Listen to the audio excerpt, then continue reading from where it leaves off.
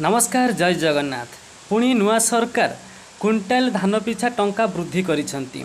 आपण माने जानिछन सरकार प्रतिश्रुति देइथिले जहाँ क्विंटाल पिछा टंका बढ़ेबे बोली सरकार तांका प्रतिश्रुति रखिचंती। आसंतु संपूर्ण खबरटी उपरे नजर पकेबा। जदि आपण माने मो चैनल रे नुआ करी देखुचंते प्लीज सब्सक्राइब कर रखंतु। एमती छोट खबर आपण माने सर्वप्रथमे पाई परिबे। तो आसंतु संपूर्ण खबरटी उपरे नजर पकेबा।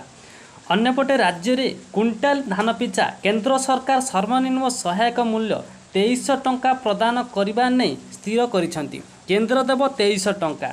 निर्वाचन इस्ताहार रे एही मूल्य 3100 करिवे बोली मोहन सरकार प्रतिश्रुति देइतिले। मोहन सरकार कहिथिले प्रतिश्रुति जेतेबेले निर्वाचन आगरु 3100 टंका देबे बोली कहिथिले।